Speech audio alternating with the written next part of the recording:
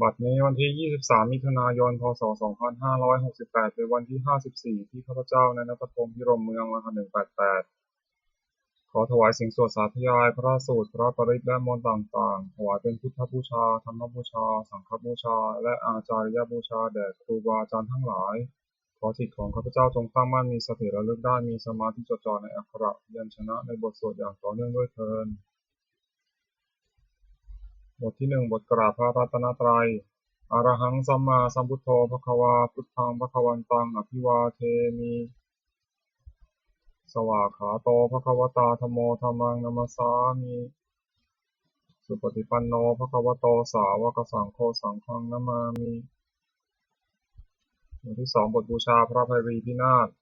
อะระหังสัมมาสัมพุทโธสุจิรังปรินิพพุโตคุเนหิธารามโนทานิปารามิหิจาทิสติยาวชีวังอหังพุทธังธัมมังสังฆังสรณังคโตปุเชมิรัตนตยังธัมมังจารามิโสทินา บทที่ 3 บทสวดชุมนุมเทวดาสมันตาจักกาวาเรสุวัตราคัจฉันตุเทวตาสัทธัมมังมุนิราชสสะสุนันตุสัทธโมคคังสักเคกาเมจารุเปคิริสิการตเตจันตาลิเขวิมาเนทีเปรเทจักคาเมตารุวนาคหะเนเคหาวัตถุพิเกเตภูมาจายันตุเทวาชาลถาลวิสเมยัคขะคันทพานาคาติทันตาสันติเกยังมุนิวาระวาจนังสาทโวเมสุนันโตธรรมสวนากาโลอยัมปทันตาธรรมสวนากาโลอยัมปทันตาธรรมสวนากาโลอยัมปทันตา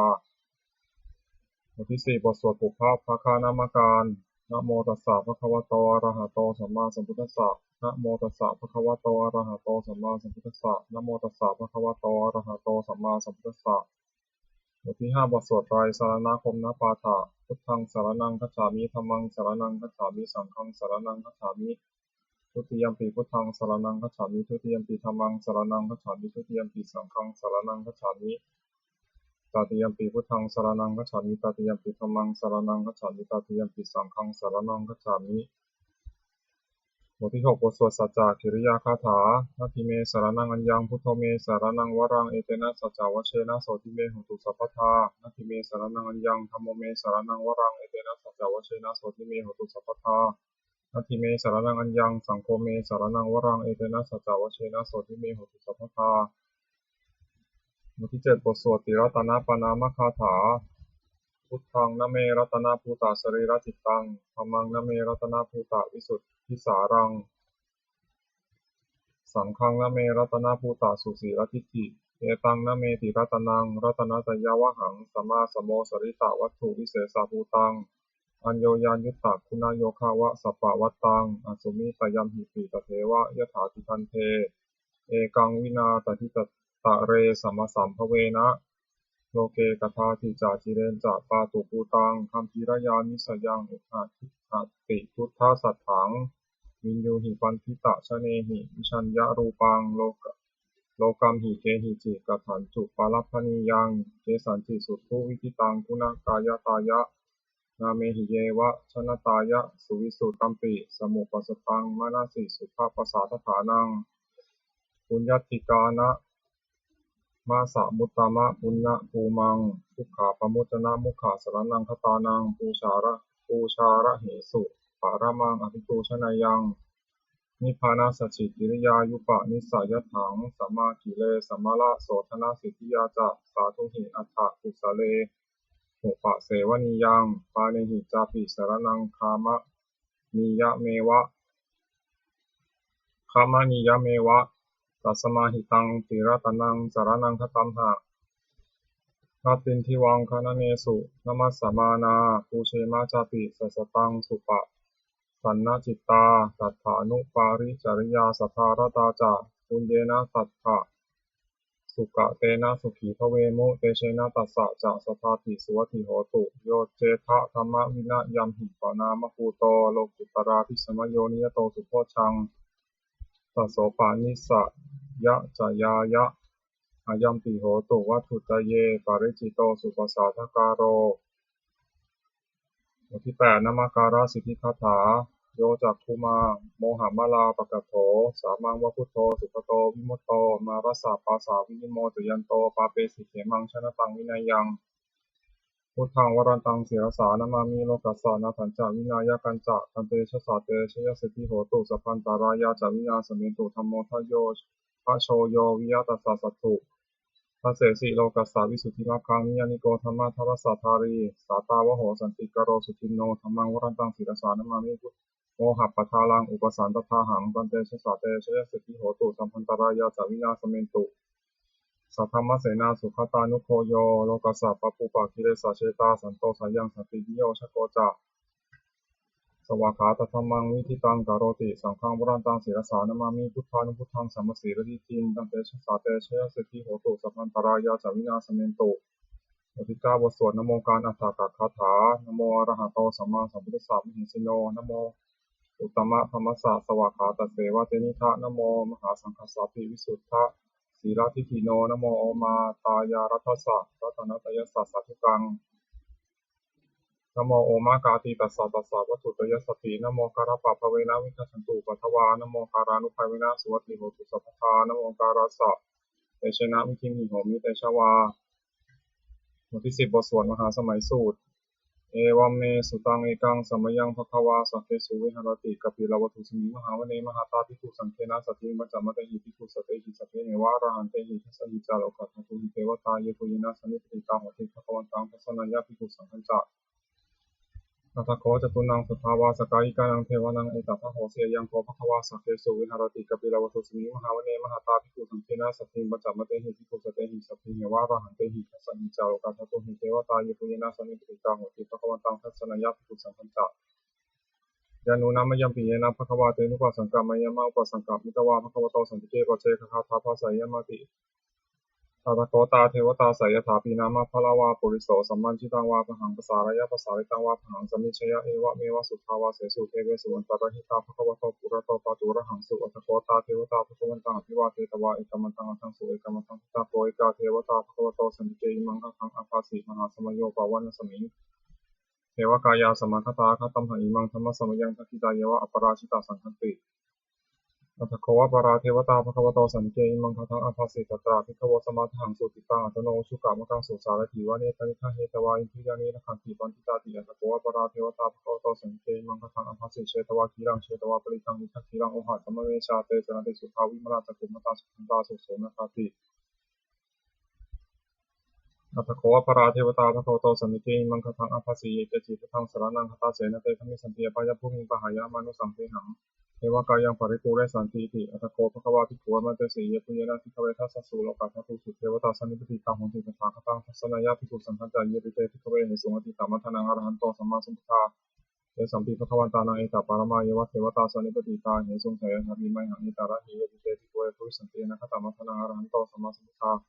เตสัมปิภควันตานังเอตปารมาเยวะเทวตาสันนิปติตาปุริสันติสายะหิไมหังอิตาระหิอาทิติสามิภิกขเวเทวกายนังนามานิทิตายิสามิภิกขเวเทวกายนังนามานิเทสิสามิภิกขเวเทวกายนังนามานิตังสุนาถาสรุกามนัสสิกโรธาภาสิสาภาสิสามิเตเอวัมเตติโกเตภิกขุภควโตปัจจโสสุงภควาเอตทโวจะสิโลกามนุกัสสามิยะถปุมาตถาจิตาเยสิตาคิขัพพลังปหิตตาสมาหิตาโปโตสีหาวสันวินาโลมหังสาธิสัมปุโนโอทาตมนัสสาสุภาวิปัสสนามนาวิลาพิญโยปัจจสเตยตวาวเนกปิลวัตเวตตวามันติสัทธาสาวเกสัสเนรเตเทวคายาทันตาเทวิชานาถาภิกขโวเตจาตปะมะกรุงสุตวาพุทธศาสสนังเตสัมปตุระหุยานามนุสานังคัสสนาเปเกสตามะทังโกสหัสสาหัสสะเสเตรินสุตังเกสหัสสานามนุสานามะทังโสอภิเกนันตามะทังโกวิสาสัพพาพุตาหงกันจัสสัพพาวิญญาณวัคคิตวานัจติมาตตวามันติสัทธาสาวเกสัสเนรเตเทวคายาภิกขตาเตวิชานาถาภิกขโว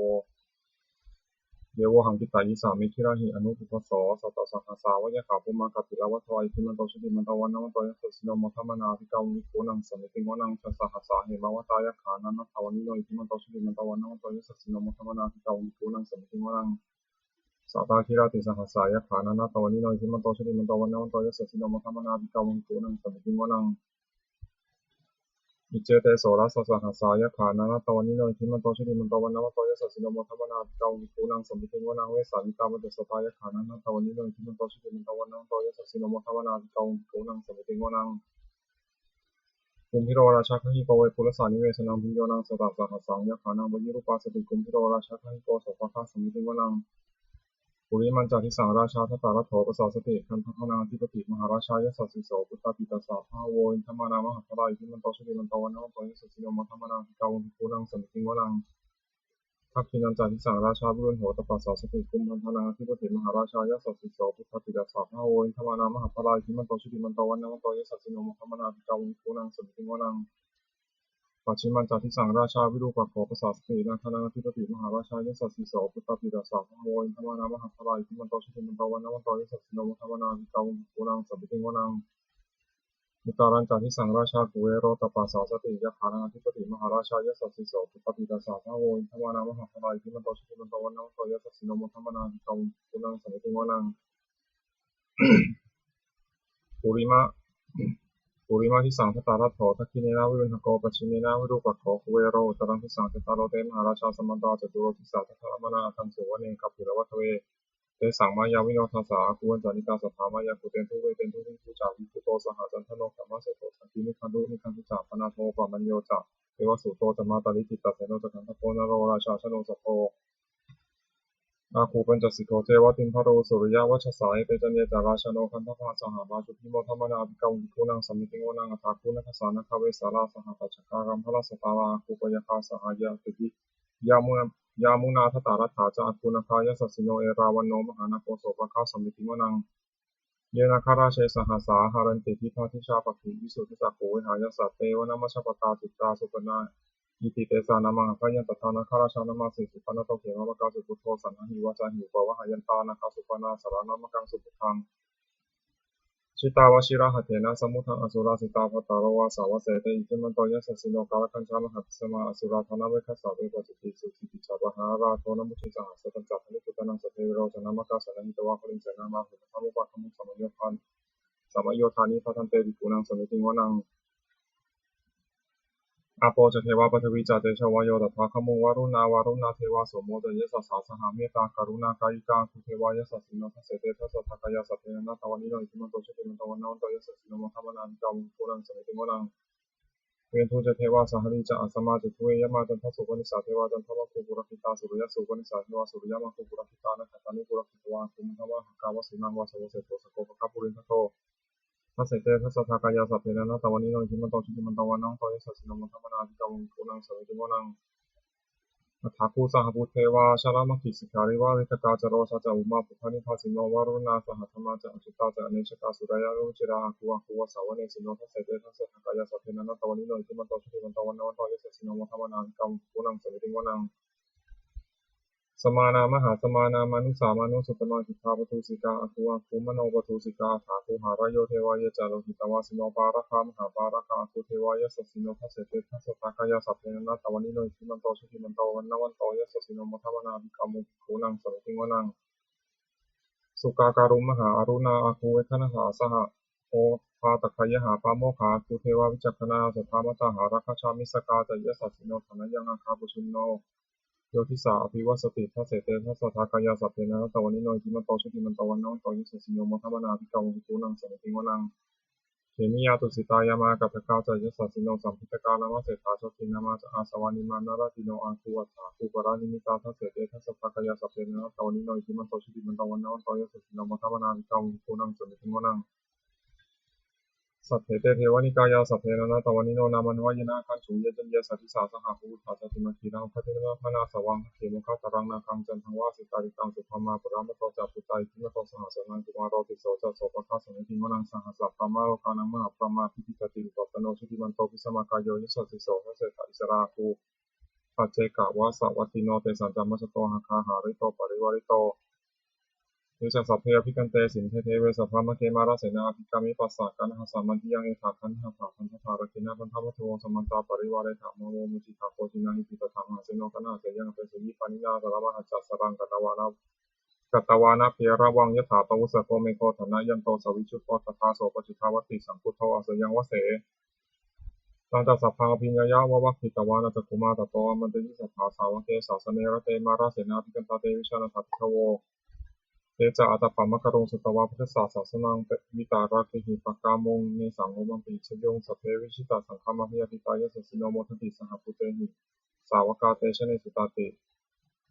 บทที่11บทสวดมังคลสุตตัง อาเสวนาจะพาลานังปันทิตานันจะเสวนาปูชาจะปูชนียามังเนตัมมังคลมุตตมังปฏิรูปาเทสะวาโสจาปุเพจะกตปุญญาตาอัตตาสัมมาปณิทิจะเอตัมมังคลมุตตมังพาหุสัจจันจะสิปัญจวินโยจะสุจิตติโตสุภาสิตาจะยาวาจาเอตัมมังคลมุตตมังมาตาปิตุอุปทานังอุตตถรสสะสังฆโหอนาคุราจะกรรมตาเอตัมมังคลมุตตมังทานันจะธรรมจริยาจะยาตากานันจะสังฆโหนวชานิกามานิเอตัมมังคลมุตตมังอารติวิรติปปามัชฌปานาจะสัญญโมอัปปามาโทจะธรรมเมโสเอตัมมังคลมุตตมังคาราวจานิวโตจะสัพพิติจะกตัญญิตากาเลนะธรรมสวนังเอตัมมังคลมุตตมังพันติจะโสวะจัสสตาสัมมนานันจะทัสสนังกาเลนะธรรมสักกัจฉาเอตัมมังคลมุตตมังตโปจะธรรมจริยันจะอริยสัจจานะทัสสนังนิพพานัสสิกิริยาจะเอตัมมังคลมุตตมังพุทธัสสะโลกาธรรมิหิจิตตังยัสสะนะกัมปติอโศกังวิราชังเถมังเอตัมมังคลมุตตมังเอตาทิสาเอตาทิสานิกตวานะสัพพะธรรมปราชิตาสัพพะทาโสติงคัจฉันติตันเตสังมังคลมุตตมันติบทที่12บทสวดรัตนปริตยังกิจจิวิตตังอิทะวาหุรังวาสเกสุวายังรัตนังปณิตังนโนสมังอภิปทาคเตนะคันติเทรัตนังปณิตังเอเตนะสัจเจนะสุวัติโหตุขายังวิราคังอมตังปณิตังยทัสสัคคาสักยมุนีสมาหิโตนะเตนะธรรมนะสมาธิจินจิธรรมปิธรรมรัตนังปณิตังเอเตนะสัจเจนะสุวัติโหตุยัมพุทธเสโทปริวานายิสุติสมาธิมานันตานิกัญญามหุสมาธินาเตนะสมุนาวิชติธรรมปิธรรมรัตนังปณิตังเอเตนะสัจเจนะสุวัติโหตุเยปุคลาอัฏฐสตังปัสสะตัตตริเอตานิโยคานิโหติเตทัคขิเนยาสุขตัสสะสาวกาเอเตสุตินานิมหาภลายิอิทัมปิทะสังเทรัตนังปณิตังเอเตนะสัจเจนะสุวัติโหตุเยสุปายุตตามนัสสาทันเหนะนิกามิโนโคตมัสสาสนันหิเตปฏิปตามันตังมิไคหารัธามุทานิพุทธิพุชามานาอิทัมปิสังเทรัตนังปณิตังเอเตนะสัจเจนะสุวัติโหตุขีนังปุรานังนวังนัตถิสัพพังวิรตตจิตายติเตภวสมิเตขิปติชาวิรุหิฉันทานิมติธีรายะถายัมปฏิโรอิทัมปิสังเทรัตนังปณิตังเอเตนะสัจเจนะสุวัติโหตุบทที่13บทสวดธรรมบทสังสวะอัตตาหเวชิตังไสโยยาจายังอิตาราปชาอัตตาทันตัสสะโพสัสสะนิจังสัญญาตาจาริโนเนวะเทวนาคันตโพนามาโรสหัตโตมุนาชิตังอัปปชิตังกายิราตถารุปสาสันติโนบทที่14บทสวดเกตุตสูตรปาสิตามิทังเตนะภควตาชานตาปัสสตารหัตตาสัมมาสัมพุทธินะเอธาตุมเหมานะอนุสสะเวนะมาปารามะปารายะมาอิติกิรายะมาปฏิกัสสัพพะเทนะมาอากาเหตุมานายะคะเหนะมาอาการะปริวิตาเกนะมาทิฏฐินิชานะขันติยามาพัทธารูปาตายะมาสัมมโนโนคารุยะธาตุเมเหอัตานาวชนายะถาอิเมธรรมาอกุศลาอิเมธรรมาอนาวชาอิเมธรรมาสาวัชชาอิเมธรรมาวินยูคระหิตาอิเมธรรมาสมัตตาสมาธินาหิตายะหิตายะทุกขายะสังวัตันติอัตถาตุเมเหปัชชะหายะถายะธาตุมเหอัตานาวชนายะถาอิเมธรรมากุศลาอิเมธรรมาอนาวชาอิเมธรรมาวินยูปัสสัทธาอิเมธรรมาสมัตตาสมาธินาหิตายะสุขายะสังวัตันติอัตถาตุเมเหอุปสัมปัชชะวิหารายะถาติบทที่15บทสวดอุปเนยสูตรอุปนิยติชีวิตามะปะมายงชรูปานิตัสสานาสันติตานาเอตังพยังมรณเนเปคามาโนปุญญานิกายิราถะสุขาวหานิอุปนิยติชีวิตามะปะมายังชรูปานิตัสสานาสันติตานาเอตังพยังมรณเนเปคามาโนโลกามิสังปัชชะหิสันติเตโขโยธากายนะสัมยโมวาจายะพุทธเจตสาตังตัสสะเตตัสสะสุขายะโหติยังชีวมาโนปการโรติปุญญังธัมโมหาเวรคติธรรมจาริงธัมโมสุจินโนสุขะมาวหาติเอสานิสังโสธรรมเมสุจินเนนะทุคติคัจฉติธรรมจารีสัพเพสังขารานิจจติยถาปัญญยปัสสติอัฏฐานิพิทติทุกเขสัมมโควิเศติยาสัพเพสังขาราทุกขาติยถาปัญญยปัสสติอัฏฐานิพิทติทุกเขสัมมโควิเศติยาสัพเพธรรมานัตติยถาปัญญยปัสสติอัฏฐานิพิทติทุกเขสัมมโควิเศติยาที่16บทสวดอปันนกชาดกอปันนกัฏฐานเมเกทุติยังอาหุตักขิกาเอตัทัญญายะเมทวิตังทันหยะอปันนกังพหุเมสรนังยันติสัพพตานิวนานิจาอารามะรุกขาเจตยานิอนุสาพยปัจฉิตาเนตังโขสารนังเกมังเนตังสารนามุตตมังเนตังสารนามาคัมมังสัพพะตุถาภูมุจติ โยจะพุทธันจะธรรมันจะสังฆันจะสารนังคตโตจัตตาริอริยสัจจานิสัมมาปัญญายปัสสติทุกขังทุกขสมุปาทังทุกขสัจจะอติตมังอริยัญจะอัตถังคิกังทุกขูปสัมมะคามินังเอตังโผสรนังเขมังเอตังสรณะมุตตมังเอตังสรณะมาคมังสัพพะทุกขาปิวิตติบทที่17บทสวดพระเทกรตคาถาอตีตังนานวาคะมายะนปฏิกังเถนะคตังบุคคลไม่ควรคำนึงถึงสิ่งล่วงแล้วไม่ควรมุ่งหวังสิ่งที่ไม่มาถึงยะทัตติตามปฏินันทางอัปปสัญจานะคตังสิ่งใดล่วงไปแล้วสิ่งนั้นก็เป็นอันลับไปแล้วสิ่งนี้ไม่มาถึงก็เป็นยังไม่ถึงปัจจุบันนันตโยธรรมังตถาตถาวิปัสสติสังฆิรังสังฆังตังวิธามนุภโลหะเยก็บุคคลใดเห็นแจ้งธรรมะนั้นนั้นไม่คอนแทนธรรมนั้นได้บุคคลนั้นพึงแสดงธรรมนั้นให้ถูกโปร่งเถิดปัจเชวกิจจมาตัดปังโกชัญญามรณังสุเวพึงทำความเพียรเสียในวันนี้แหละใครเราจะรู้ความตายในวันพรุ่งนะหิโนสังขารันเตนะมหาเสนีนะมัจจุนาเพราะว่าความผัดเพียรกรรมจุลที่มีเสนาใหญ่นั้นย่อมไม่มีแก่เราทั้งหลาย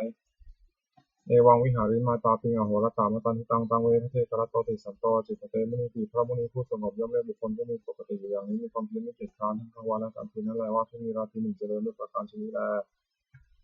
บทที่18บทสวดพิงหาปัจเจเวคคณะปาถาแปลชราธรรมมหิชรังอนัตติโตเรามีความแก่เป็นธรรมดาจะร่วมพ้นความแก่เป็นไม่ได้พิยาทิธรรมมหิพิยาทิอนัตติโตเรามีความเจ็บไข้เป็นธรรมดาจะร่วมพ้นความเจ็บไข้เป็นไม่ได้มรณะธรรมมหิมรณังอนัตติโตเรามีความตายเป็นธรรมดาจะร่วมพ้นความตายเป็นไม่ได้สัพพิเมติยิมนาเปหิมนาภาววินาภาวเราจะละเว้นเป็นต่างๆคือว่าเราจะต้องพัดพลาดจากของและของเจริญใจทั้งหลายทั้งปวงกรรมสกมหิกรรมทายโทกรรมโยนิกรรมพัทธุกรรมปฏิสารโนเรามีกรรมเป็นของตนมีกรรมเป็นผู้ให้ผลมีกรรมเป็นเดินเกิดมีกรรมเป็นผู้ติดตามมีกรรมเป็นผู้อาศัยยังกรรมังกริสามิกายานังวาปาปะกังวาตัสสะพายาโทภวิสามิเราทำกรรมอันใดไว้เป็นบุญหรือเป็นบาปเราจะเป็นทายาทคือว่าเราจะต้องได้รับผลของกรรมนั้นสืบไปเอวังอัมเหหิพินหังปัจเจเวกิตับพังเราทั้งหลายควรพิจารณาอย่างนี้ทุกวันเถิดบทที่19บทสวดเทวตาอุโยชนะคาถาทุกขปตาจนิทุกขาพยาปตาจนิพยาโสขปตาจนิโสกาโหตุสัพเพดินานิโนเอตาวตาจามหิสัมปตังพุทธสัมปทังสัพเพเทวานุโมทันโตสัพพะสัมปติสุทธิยาทานังทัพพันตุสัพพายาสีรังวัฒนตุสัพพทาภาวนาพิรตาโหตุขัชันตุเทวตาคตาสัพพิทุกขาพระปตาปจิตนันตุยังพลังอรหันตันนันจาเตชินะวัฏฐังพันมิสัพพโสบทที่20บทสวดเทวตาปฏิฆานาคาถาทันธรรมยังปฏิฆานาคาถาโยพนามเสยาเทวตาสันติวิหาระวาสินีตุเตคะเรโพธิคะเรตหิงตหิงตาธรรมทานีนาภวตุปุชิตาโสถิงกรณเตทาวิหาระมันทะเร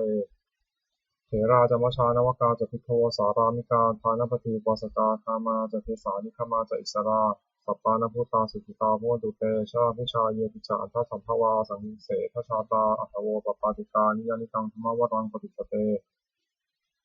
สัพเพปิทุกขสัตตโรตุสังขยังทาตุจิรังสตังธรรมโมธรรมัทธาราจะปุพพาราสังโฆโหตุสมะโควะอัฏฐายะจะหิตายะจะอัมเหรัคขตุสัทธโมสัพเพปิธรรมจาริโนวุทิสัมภาปุนายามะธรรมเมอริยปะเวทิเตบทที่21บทสวดสัพพะปฏิภาณคาถาแปลหันธรรมยังปฏิภาณคาถาโยพนามเสปุญญสะปุญญสิทานิกัตสะยานัญญานิกตานิเมเตสัญจพัทธิโลโหตุสัตตานันตาปามานากาเยปิยาคุณาวันตาจามหิมาตาปิตาทโยทิขาเมจาปายทิขาวาอันเยมัจจตเวริโนสัตตาติคันติโลกัสมิงเตคุมาจตุโยนิกาปัจเจกจตุโวการาสังสรันตาภวะภเวยาตังเยปฏิภาณัมเมอนุโมทันตุเตสยังเยจิมังนัปชานันติเทวะเตสังเยทยุงมยาทินนานาปุญญาณังอนุโมทนาเหตุนาสัพเพสัตตาสัทธาโหตุอเวราสุขาชีวิโนเขมปาทันจัปปะปนตุเตสสาสิชตังสุภา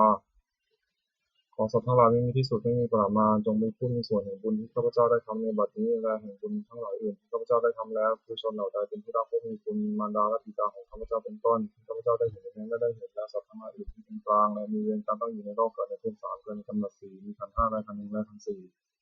ต้องเที่ยวอยู่ในภพน้อยและภพใหญ่สัตว์เหล่าใดทราบการให้สมบูรณ์ของข้าพเจ้าและขอสัตว์เหล่านั้นจงอนุโมทนาทานีเถิดข้าสัตว์เหล่าใดย่อมไม่ทราบการให้สมบูรณ์ของข้าพเจ้านี้ขอเทพทั้งหลายจงแจ้งแก่สัตว์เหล่านั้นเพราะเหตุคืออนุโมทนาบุญทั้งหลายที่ข้าพเจ้าให้แล้วขอสัตว์ทั้งปวงจงอย่ามีเวรอยู่เป็นสุขเสมอเถิดและจงถึงทางอันเกษมเถิดขอความหวังอันดีของสัตว์เหล่านั้นจงสำเร็จเถิด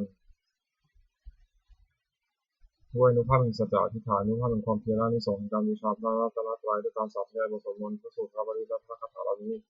ขอความสุขสวัสดีจงเกิดมีแก่ข้าพเจ้าขอให้พ้นจากทุกข์ทั้งปวงของข้าพเจ้าเจริญในทางโลกและทางธรรมขอทุกเทพเทวดาทั้งหลายโปรดอนุโมทนาในการศึกษาพระธรรมและธรรมะเหล่านี้ เมื่ออนุโมทนาแล้วโปรดอำนวยพรให้แก่ข้าพเจ้าและวัตถุมงคลทุกสิ่งไปอยู่ที่หน้าโดยมูลนิธิสมเด็จพระญาณสังวรวัดบัวนิติหารตลอดจนวัตถุมงคลทั้งหลายที่สำเร็จสร้างขึ้นทั้งที่ผ่านมาและที่จะจัดสร้างในอนาคตขอทรงเปลี่ยนด้วยอันท่านพระบริตรและคำมงคลในพระคาถาต่างๆขอจงสำเร็จสักดิ์สิทธิ์ทุกประการเทอญสาธุ